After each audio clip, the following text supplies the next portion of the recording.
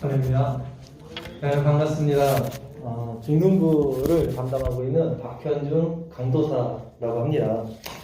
어저께 전화를 받았어요. 우리 목사님, 김하민 목사님이 개인 사정이 갑자기 생겨갖고 오늘 한 번만 설교를 해달라고 해가지고 급하게 자리에 올라왔습니다. 보통은 제가 이제 중등부 설교를 하면서 강해 설교를 합니다. 성경 본문을 읽고 해석하는 설교를 하는데 우리 청년들 이제 한 번 딱 설교하는 거니까 강해 설교하기보다는 주제 설교, 어떤 주제를 놓고 설교를 해야겠다 생각이 들었어요. 그래서 어떤 주제로 할까 하다가 오늘 제목이 뭐죠? 시대정신이라는 제목으로 말씀을 전하도록 할게요. 제가 오늘 사실은 토요일날 예배라고 해갖고 무슨 소그룹 모임 정도로 생각했어요. 근데 오면서 깜짝 놀랐습니다. 이 규모가 무슨 제7일 안식교 토요일날 모임 같죠.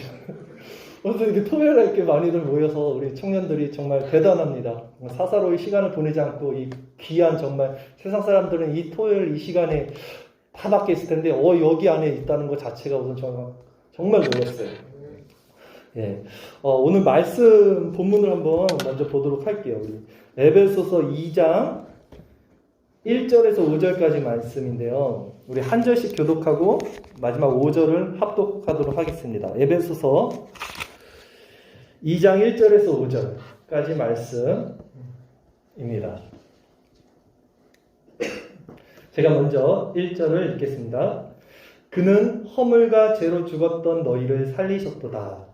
너희는 그 가운데서 하나님 세상 물을 받고 공중의 권세자 부자를 받았으니 곧 지금 불순종의 아들들 가운데서 역사하는 것이다. 전에는 우리도 다 그 가운데서 우리 육체의 욕심을 따라 지내며 육체와 마음이 원하는 것을 하여 다른 이들과 같이 본질상 진노의 자녀였더니 우리 풍성하신 하나님이 우리를 사랑하시니 큰 사랑을 인하여 함께 읽겠습니다. 허물로 죽은 우리를 그리스도와 함께 살리셨고 너희는 은혜로 구원을 받은 것이라. 아멘. 자, 기도 먼저 하겠습니다. 하나님 감사합니다. 이 시간 귀한 말씀에 시간을 허락하여 주셨습니다. 전하는 자 듣는 자 모두 땅에 떨어지는 말씀이 아닌 심령에 박힐 수 있는 귀한 말씀 시간 될 수 있도록 인도하여 주시옵소서. 예수님의 이름으로 기도드립니다. 아멘. 기독교 역사가 2000년이라고 보면요.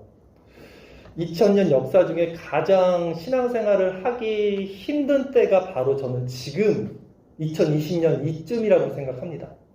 물론 환경적으로나 어떤 여건적으로 더 힘들 때도 있었죠. 역사적으로. 예배를 못 드리게 할 때도 있었고요. 그렇죠? 그거에 비하면 오늘날 우리는 이렇게 자유롭게 예배를 드릴 수 있는 환경도 조성됐고 언제든 주님을 찬양한다고 잡혀가지도 않는 시대예요. 자유의 종교의 자유가 있는 시대. 그런 면에서는 물론 좋지만 어떤 질적인 면에 있어서는 신앙생활이 결이 한층 가장 약해졌 때가 이 2000년 역사 중에 지금이라고 생각해요. 왜냐하면 우리가 알게 모르게 우리를 감싸고 있는 이 세상의 모든 문화와 환경과 여건이 이 시대 정신이 우리를 그렇게 만들고 있어요. 신앙생활을 제대로 못하게.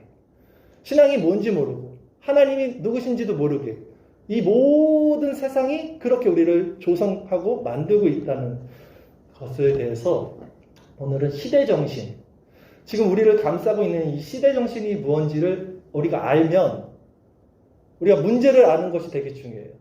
문제를 알기 위해서는 문제를 알아야지 문제를 해결할 수 있잖아요.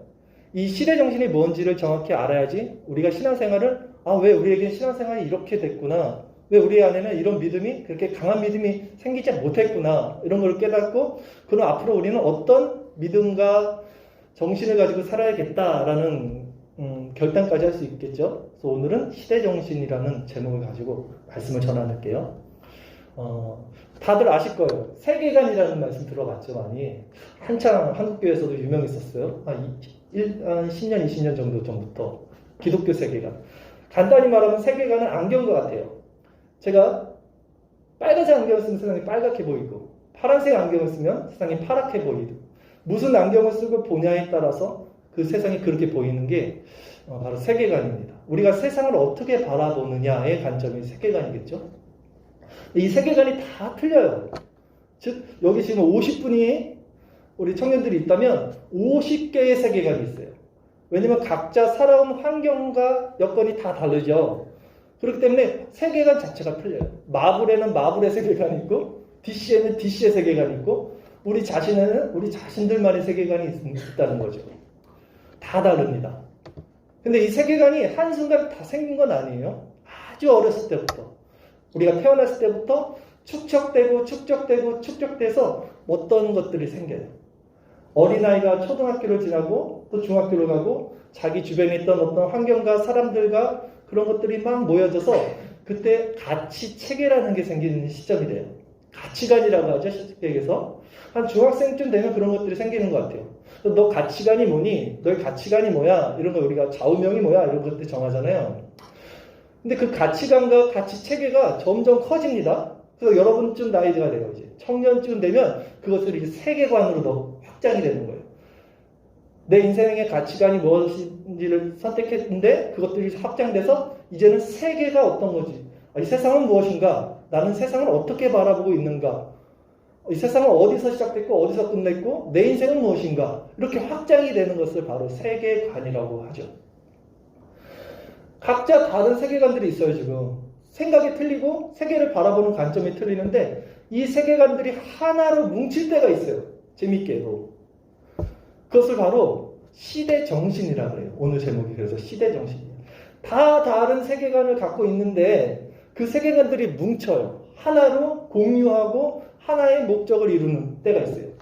아주 작은 시대정신이 제 주변에서 있었어요.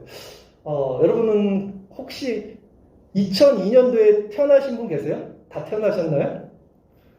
2002년에 몇 살이셨어요? 다 아시겠네요. 우리 선생님들은 물론 아실 테고 2002년 하면 대한민국에 광복 이후로 정말 그만한 웃는 분 계시네요. 그만한 기쁨과 환호의 그 역사적 순간이 있었던 적이 없어요. 전무후무합니다. 바로 2002 월드컵이 그때예요. 정말 아실 거예요. 다 같이 이거 박수 알죠? 한번 쳐볼까요? 시작. 모르시네. 그거 아니잖아요. 다시 시작. 이거 몰라요? 세대가 틀린가? 자, 이걸 쳤어요. 이거를 온 국민이 다 쳤어요. 밤새도록 치고 막 나와서 치고 또 한 가지 뭘 입었어요? 다 빨간 옷 다 입었어요. 다 다른 세계관인데 하나로 뭉칠 시대 정신이 생겼다는 거예요. 이런 게 시대 정신이라는 거죠. 그런데 이런 월드컵과는 비교할 수도 없을 만큼 이 2000년 지구 역사에 정말 강력한 시대 정신이 있습니다. 지금 이 시대 정신이 온 세상을 뒤엎고 있어요. 기독교인 우리 역시 이 시대 정신 아래 완전히 함몰되어 있습니다.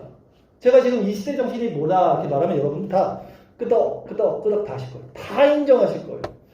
누구든 아무도 빠짐없이 다 이 시대 정신에 빠져있고 이 시대 정신을 인정하고 있어요. 이 시대 정신이 딱 두 가지가 있는데 제일 큰 게 뭐냐면 물질주의예요. 그렇죠? 끄덕거리신 분이 없네요. 물질주의 모르세요? 만모니즘, 돈이 최고다. 물질주의. 돈이 최고야. 행복의 척도는 돈이야. 이게 지금 시대 정신입니다. 예전에는 안 그랬어요. 근데 근대 이후 현대 지금 포스트 모던에 와서는 물질주의가 최고의 시대 정신이 됐어요. 그래서 여러분 힙합 좋아하시나요 혹시? 제가 예전에 힙합을 좀 좋아했는데 도끼 아세요? 예배만 들으시는 분들만 모여있네요 진짜. 제가 힙합을 많이 좋아했어요. 저 안 어울리죠?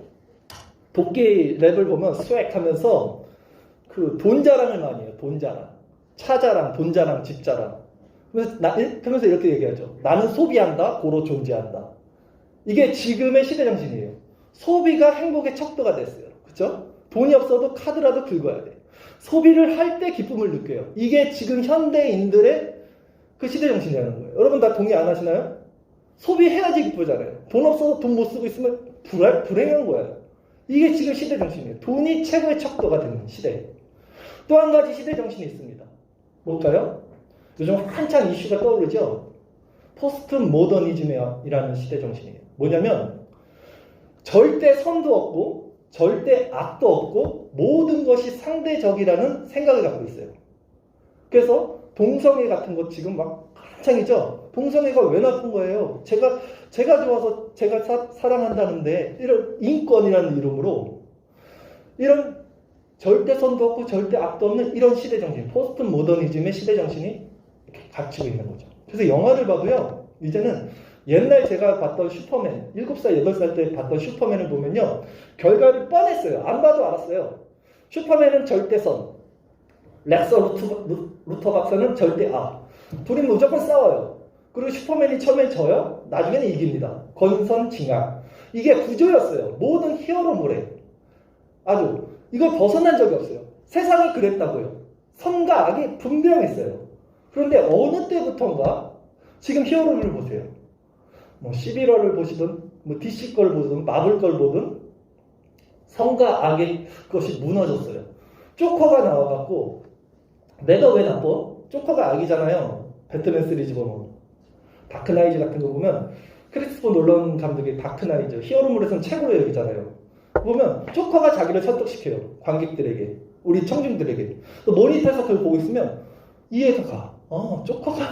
조커가 뭐 괜찮네? 이렇게 절대 선과 악이 구별이 없어지는 시대.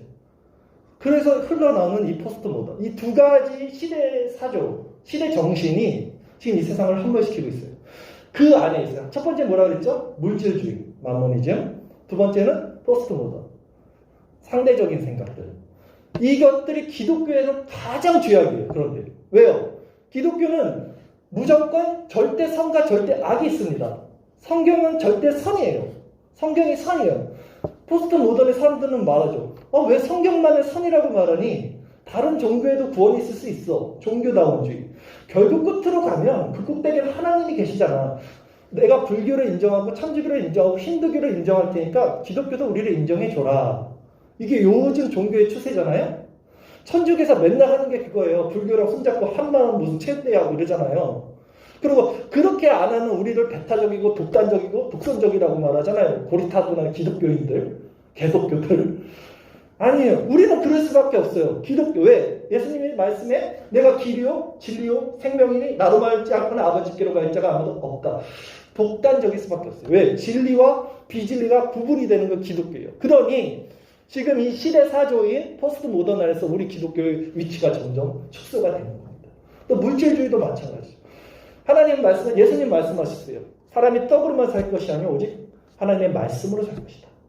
기독교는 청빈하고 하나님이 주신 것을 감사하며 자족하는 삶을 살아요. 세상과는 다른 관점에서 살죠. 세상은 불을 축적시키죠. 항상. 그게 행복의 척도니까. 이런 관점에서 봐도 기독교가 헤어나오지 못하는 거예요. 이 세상 가운데. 그래서 지금 이 시대가 정말로 신앙생활을 하기 힘든 시대다. 그 안에 있는 여러분들이 마찬가지예요. 돈을 벌어야 돼요. 돈 없으면 어떻게 삽니까? 근데 물질주의에 빠지면 안 됩니다. 어디서 말 한번 잘못하면 다 핍박받는 시대예요. 이제는. 동성애에 대해서 말 한번 잘못해봐요. 끌려가요. 교회에서 이제는 법으로 제정되면. 이런 시대 가운데서 우리가 어떤 정체성을 한번 갖고 살아야 되는지, 또한 이런 시대 정신이요, 한순간 그냥 일어난 게 아니에요. 제가 지금부터 말씀드릴 것은 이것은 다 하나님의 섭리 안에는 역사적인 어떤 순서가 있어요. 이게 이렇게 돼서 지금 사단이 이렇게 우리를 이끌어 가고 있구나. 내가 지금 이 세상 어느 시점에 2020년 어느 시점에 있는 것이, 여러분들은 지금 태어나서 이제 20년 30년 이 세상에 살았죠.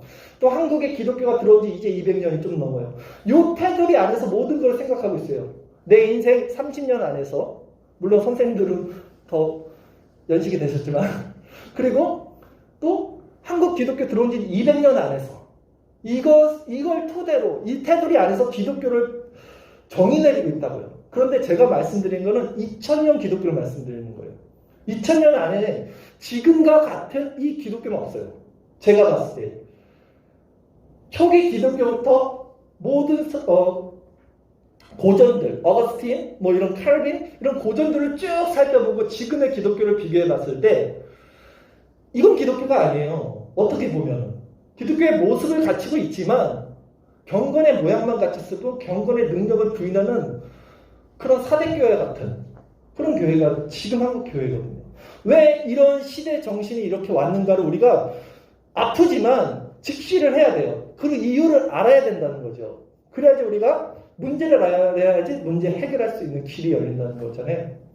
다시 한번 말씀 이제 다시 돌아가서 이 역사가 어떻게 진행됐는지 말씀드릴게요. 제 말이 좀 빠른가요? 괜찮으세요? 예수님이 처음 태어났어요. AD와 BC로 나누죠. 1세기가 시작됐습니다. 예수님이 30년 사역을 하시고 서기 30년 후에 이제 부활하시고 이제 천국 하나님 우편으로 가셨습니다. 그 남은 사람들이 예수님의 12제자예요. 12사도. 그들이 예수님의 복음을 전했어요. 근데 그 사도들도 죽었습니다. 그 사도들의 제자들이 또 있었어요. 속사도들이라고 해요. 교회 교부들이라고도 합니다. 그 사도 요한 아시죠? 요한계시록 쓴 예수님의 12제자 중 100살까지 산 오랫동안 그분의 제자는 이제 폴리가 교부였죠. 이런 사람들이 토대가 있었어요. 그 교부 시대 어거스틴, 성 어거스틴 300년 정도 살았어요. 그러니까 기독교가 1세기부터 4세기 정도까지 500년이 되기 전까지는 굉장한 이 계보가 있었어요. 교부들의 계보. 그 예수님 직속 12제자, 그의 속사도, 그의 교부. 그러니까 이 라인이 딱 있으니까 튼튼했어요. 정신이 멀쩡했어요. 그리고 그때는 로마가 세상을 평정하던 시대였잖아요. 기독교를 엄청 박해했어요. 그쵸? 카타콤에 숨어서 살게 하고 사자굴에 막 던져놓고 이 시대였어요. 그러니까 얘네들이 더 빠릿빠릿한 거야. 막. 지하 동굴에 숨어서도 평생을 살 수 있는 정체성이 있었다는 거예요. 기독교가 힘이 있었다고요. 그런데 300년 이후로 콘스탄티누스 황제 아시죠? 그 로마의 황제가 기독교를 국교로 승인을 해버려요. 그동안 핍박받던 기독교가 이제는 세상에 물 위로, 수면 위로 올라오는 시점이 된 거예요. 그러니까 우리가 멍석 깔아주면 못한다. 그러니까 핍박을 막 할 때는 열심히 믿었는데 이제 예수 믿어, 예수 믿어, 하나님 믿어 해버리니까 사람들이 힘이 없어진 거예요. 힘이 없어진 거예요. 그리고 그 기독교가 정치와 이렇게 연합이 되니까 이제는 변질이 되는 겁니다. 그래서 서기 500년부터 1500년까지 그걸 중세라고 그러잖아요. 기독교의 가장 암흑기가 그때였어요. 그때 기독교라는 말은 없었죠. 그때는 카톨릭, 공교회, 하나의 교회라는 뜻이에요. 카톨릭. 근데 지금의 카톨릭과 그때 부패한 카톨릭을 구분하기 위해서 우리는 로만 카톨릭이라고 해요. 그러니까 천주교가 나쁜 거예요라고 말하기보다는 로만 카톨릭이 부패한 거예요라고 말이 정확한 거예요, 여러분. 로만 카톨릭 500년부터 1500년 중세에 있었던 교회 엄청 타락했습니다. 아시다시피 면제부팔고 막 별짓 다 있잖아요. 실성례하고. 근데 1500년이 지나서 이제 무엇이 일어났어요? 아시다시피 종교개혁이라는 게 다시 일어나요. 루터와 칼빈을 위시해서 다시 어거스틴으로 돌아가자. 다시 말씀으로 돌아가자. 그래서 종교개혁을 딱 일으켜요. 그들이. 1500년 이후로. 그래서 이제 중세가 딱 끝납니다. 그 시기에 맞물려서 세상에서는 어떤 현상이 일어났냐면요. 제가 죄송해요. 지금 역사 얘기하는 것 같이 들려도 이게 그냥 한번 들으세요. 쉽게. 뭘 얘기하려는지 나중에 아실 겁니다. 1500년 정도의 세상에서는 르네상스라는 시대가 열려요. 문화 부흥운동. 이탈리아에서 시작되죠. 1500년부터. 그러니까 뭐냐면 중세가 끝날 때까지는 그렇게 부패하고 기독교가 로만 카톨릭이 부패해서 사람들이 그렇게 신앙이 없을지라도 뭐가 있었냐면요. 사람들 마음에 신본주의. 하나님이 최고야. 이 마음이 다 있었어요. 사람들이 순수해서. 그런데 르네상스라는 게 뭐냐면 문화 부흥운동이 일어나면서 이탈리아에서 인본주의라는 게 이제 시작되는 거예요. 그 전에는 루터도 번개 칠 때 무서워하고 하나님께 서원한 거거든요. 제가 하나님 주의 일을 하겠습니다. 번개가 치면 하나님 화나셨다. 중세 사람들은 그렇게 생각한 거예요. 누가 아프면 저 사람 또 뭘 잘못해서 저렇게 하나님께 벌을 받았을까? 이렇게 생각했어요. 되게 미련하지만 순수했다고요. 신본주의가 있었어요. 1500년이 넘어가 1600년이 넘어가면서 르네상스가 시작되면서 수많은 인본주의 학자들이 이제 나타납니다. 레오나르도 디카포리오, 레오나르도 다빈치, 또 미켈란젤로, 또 수많은 과학자들, 미술가들이 다 그 시대에 나타나요. 천재들이. 그러면서 그들이 연구했던 것들, 그들이 그렸던 그림들, 그들의 모든 문화 작품을 보면 뭡니까? 인간에 대해 그래요. 인간에 대해서 서술하고 인간을 해부합니다. 이제 신본주의에서 인본주의로 넘어가요. 르네상스를 통해서. 그러면서 점점 과학과 문화가 발달되면서 이들이 깨달아요. 번개가 쳤던 거는 하나님이 화를 낸 게 아니라 어떤 공기와 공기 중에 마찰이 일어나는 그런 과학적 현상이구나. 야, 저 사람이 아픈 거는 지금 뭘 잘못해서 하나님께 벌 받은 거라기보다는 어떤 미세한 박테리아가 그 사람 속에 들어가서 병균을 옮겨서 그런 거구나. 그리고 그 사람들에게 뭐가 보입니까? 부패한 로만 카톨릭이 보일 거 아니에요. 저 이상한 쓸데없는 면죄부 팔아서 천국 간다고 저거 쇼하고. 기독교에 대한 것들이 너무 반감이 생기는 시점과 더불어 인간의 과학이 발달되면서 신본주의를 버리게 되는 거예요. 16세기 넘어가면서. 사람들이 이렇게 바뀌는 겁니다. 그 시점에서. 근데 그 와중에 정말 카운트 펀치를 날리는 사람이 등장하죠. 17세기쯤에. 여러분 다 아시는? 종의 기원을 쓴? 누구였죠? 나 이 사람 이름이 자꾸 생각이 안 나는데. 찰스 다윈. 그쵸? 그 찰스 다윈의 아버지도 학자예요. 그 같은 계보를 따라서 연구를 했던 사람이더라고요. 제가 보니까. 그런데 찰스 다윈이 쓴 논문, 종의 기원은요. 진화론을 얘기하고 있는데 진화론이라는 것 자체는요. 론입니다. 론 아세요? 론은 법칙이 아니고 설이라고 그러죠. 설. 어떤 것이 법칙으로 인정이 되려면요. 그 상황이 시작됐던 것부터 끝났을 지금까지 눈으로 목격한 관찰자가 있어야 돼요. 그래서 그것을 법칙으로 인정을 해줘요. 그런데 원숭이 오스트랄리아 피테쿠스부터 지금 우리 인간까지 네안데르탈린, 크로마뇽인 인간까지 누가 관찰한 사람이 없잖아요. 그러면 그것은 법칙이 아니라 설이다라고 말을 해요. 그래서 진화론, 진화설이라고 하는 거예요.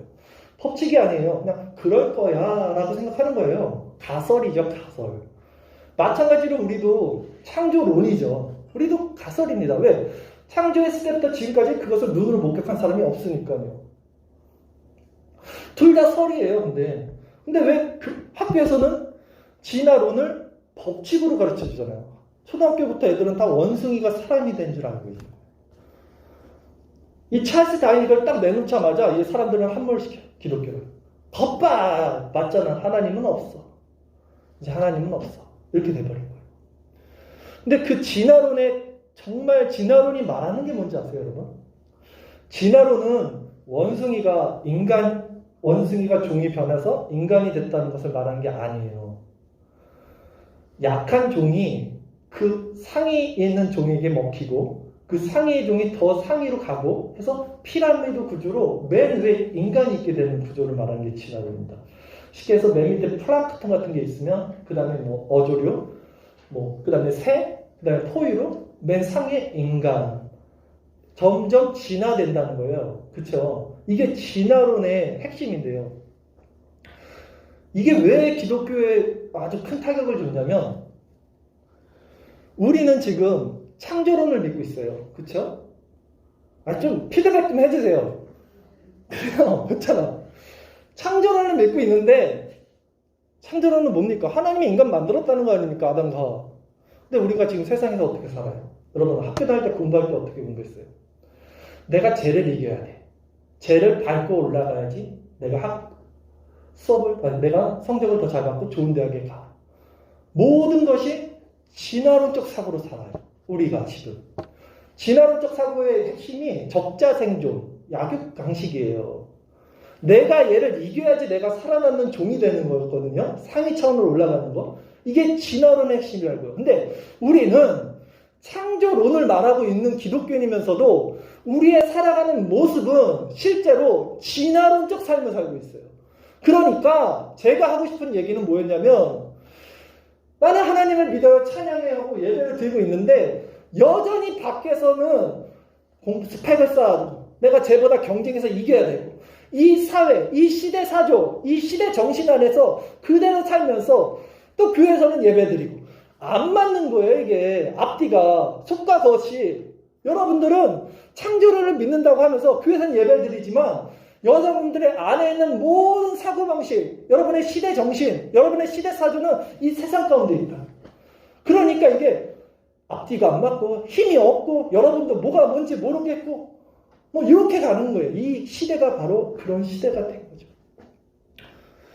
그렇게 진화론이 일어나고요. 또 세상에 이어서 얘기해 볼게요. 어떤 것들이 일어나냐면요.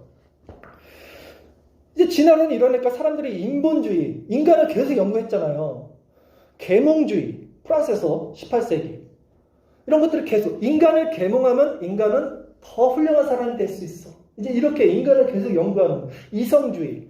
그리고 그 시기 18세기, 19세기에 나온 모든 철학자들, 이성가들, 또 학자들이 뭐 데카르트, 헤겔, 하나님을 비판하고 인본주의, 인간을 계속 연구하는 사람들이 등장하게 돼요. 신은 죽었다, 니체, 뭐 이런 거. 그러니까 그렇게 이제 신본주의가 사라지는 거예요. 이 시대에. 그 사람들의 이성 속에서 그다음 후천연설도 그때 등장을 합니다. 후천연설은 나중에 설명하기로 하고 어쨌든 다 인간의 인본주의가 이제 발전이 된다고요. 신본주의가 없어지고.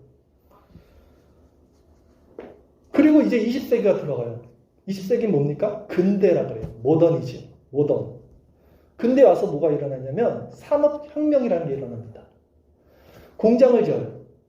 그리고 증기기관차가 이제 발명이 되면서 돈이 엄청 많아져요. 사람들이 돈을 엄청 부어요. 부의 축적이 생겨요. 로스차일드 가문 뭐 이런 거 나오잖아요. 뭐 관심 있는 사람 있을지 모르겠지만 다 그때 시작한 거예요. 네. 그 음모론들. 그때부터 부의 축적이 일어나요. 어떤 세력들은. 그 모더니즘. 근대 1900년에서 2000년 아니죠. 1900년대죠. 그 모더니즘을 통해서 부의 축적이 일어나고 지금은 무슨 시대입니까? 마지막으로 모더니즘 다음이 뭐예요? 포스트 모던이라고 그랬잖아요. 포스트 모던. 모던 다음. 사실 지금은 포스트 모던이에요. 그러면서 그 근대 시대에 돈을 축적했던 모든 사람들이 물질주의를 형성한 거고요. 이 시대에 이제 물질 없으면 살 수 없는 시대를 만든 거고요.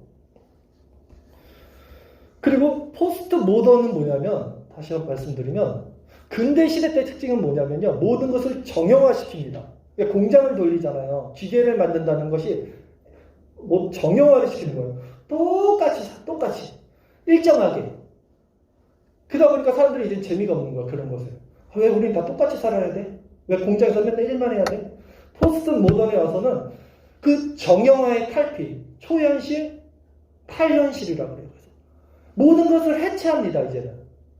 그래서 포스트 모던이에요. 그러니까 예전에 근대까지만 해도 사람들에게 우리가 전도할 때 이러잖아요. 당신 예수 믿으세요? 예수님 믿으세요면 뭐라고 대답하냐면 예수님이 하나님의 아들이십니다. 라고 이제 우리가 전도하잖아요. 왜 하나님의 아들이에요? 왜 예수님이 하나님의 아들이에요? 라고 질문을 해요. 근데 이전에는. 근데 지금 포스트 모던 이후에는 예수님이 하나님의 아들이십니다. 라고 우리가 전도를 하면 사람들은 어떻게 반응하냐면 왜 저 사람은 자기의 주장을 나에게 관철시키려고 하지? 이렇게 접근해요. 해체를 해요. 진실에 대해서. 그래, 예수님이 하나님의 아들이라고 생각하니? 인정해 줄게. 그래, 그렇게 믿어. 근데 나는 이렇게 믿는데? 이거잖아요, 지금.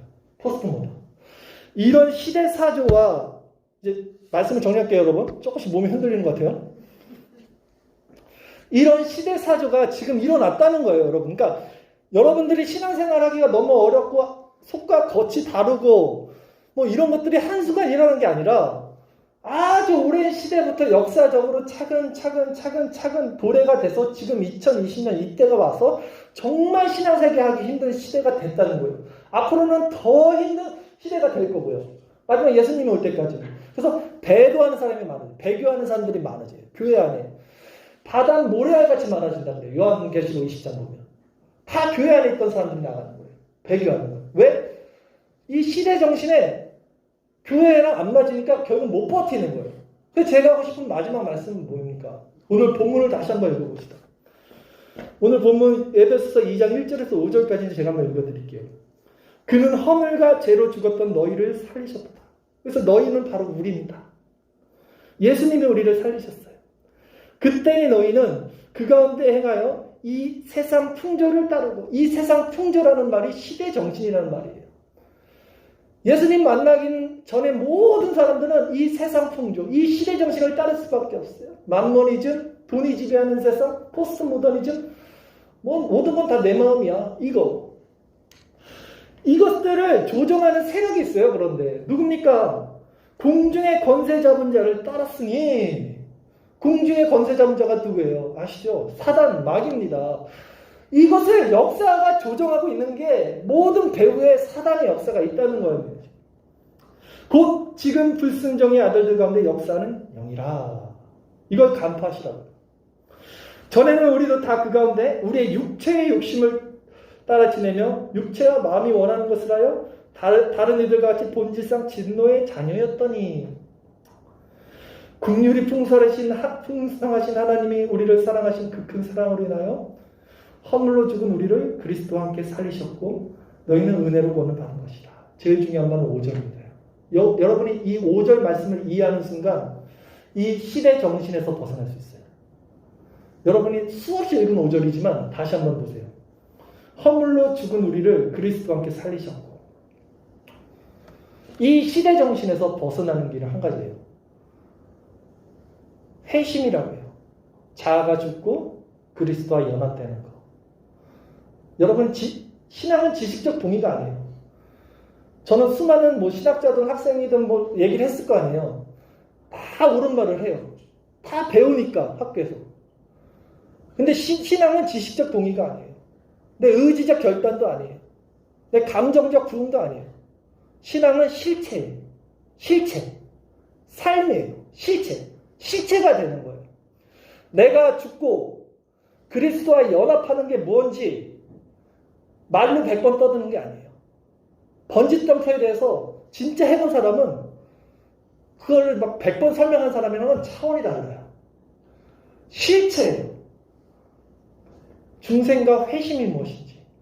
이 회심을 통해서만이 보여요. 뭐가? 이 시대가 어떻게 가고 그리스도인들의 정체성은 뭐고 나는 어떻게 살아야 되는구나를 학습하는 게 아니라 기도와 성령을 통해서 실제로 여러분들이 알게 되는 것. 그 과정이 회심이라는 거예요. 회심. 마음을 돌이키는 거죠. 그것을 위해서 우리가 이렇게 모이고 말씀을 듣고 이 과정을 통하는 거예요. 평생에 걸쳐서 청교도인들은 회심을 계속 요구합니다. 이 과정이 있어야 된다는 것입니다.